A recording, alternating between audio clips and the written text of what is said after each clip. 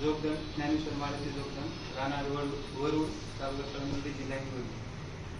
सध्या आपण जे आलेलो आहे हे जे प्लॅन्ट आहे ते हिंदुजा महिला मिल्क प्रोड्युसर या कंपनी मार्फत सरकारी डेअरी आहे यांच्यामार्फत शेतकऱ्यांना आर्थिकदृष्ट्या सक्षम बनवण्यासाठी हा प्लॅन गव्हर्नमेंटने राबवलेला आहे। या प्लॅनच्या माध्यमातून गव्हर्नमेंटने गावातील महिलांना दुधाच्या व्यवसायातून त्यांची आर्थिक प्रगती साधण्यासाठी हे माध्यम दिलेले आहे।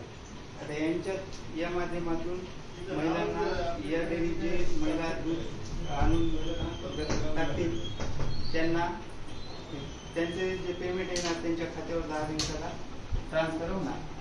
10 दिवसाला पेमेंट असते। पुन्हा यांच्यातून गव्हर्नमेंटच्या स्कीम भेटल्या जातात।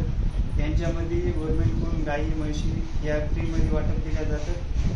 ते पण जे सभासद या डेअरीमध्ये दूध आणून टाकतात त्यांनाच ते स्कीम लागू असतात। या व्यतिरिक्त बऱ्याच स्कीम आहेत त्याच्यामध्ये गोटा मिळतो, पुन्हा बायोगॅस मिळतो। याच्यामध्ये बायोगॅसमध्ये खूप सारे फायदे आहेत। त्याच्यामध्ये एक 25 किलो तुम्ही जर शेण टाकलं त्याच्यात तर त्याच्यातून 3 तास तो जगतो बायोगॅस, म्हणजे घरातला स्वयंपाक होतो पूर्ण।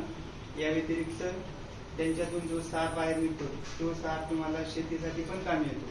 जैविक प्रोडक्ट मध्ये त्याचा तुम्हाला उपयोग होतो, जसं हळद ऊस केळी कोणत्याही पिकाला तुम्ही टिपरच्या मार्फत ते सार सोडू शकता। या डेअरीचा आणि दुसऱ्या डेअरीचा काही रेट मध्ये फरक आहे? या डेअरीच्या बाहेरची जी डेअरी आहे त्याच्यापेक्षा या डेअरीमध्ये 1 रुपयाने जास्त तुम्हाला रेट देतो। आणि थोडक्यात आता हिंदुजाबद्दलची माहिती द्यायची। हिंदुजाचं म्हणजे कसं आहे आता यांच्यामध्ये हिंदुजा मार्फत सभासद होण्यासाठी पहिल्याने लेडीजचे आधार कार्ड, पॅन कार्ड, एक पासबुक आणि लेडीजला एक लाईव्ह फोटो हे डॉक्युमेंट लागतात। त्यानंतर यांची ऑनलाईन नोंद होते। ऑनलाईन नोंद झाल्याच्या नंतर हे जे याच्यामध्ये त्यांचा कोड जनरेट होतो आणि याच्यावर नाव वगैरे सर्व येते। आता याच्यामध्ये याच्यावर कोड टाकला, आता समजा कोड टाकला त्यांना एक सेपरेट कोड येते नंबर, त्यानुसार असं नाव वगैरे पूर्ण त्यांचं येते।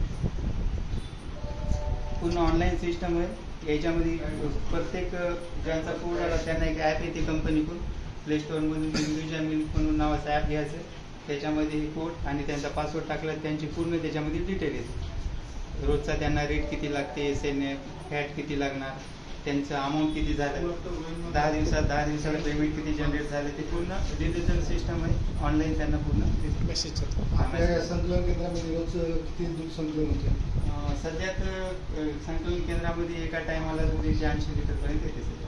नवीन प्लॅन चालू असल्यामुळे माहिती घेण्यासाठी वेळ जातो।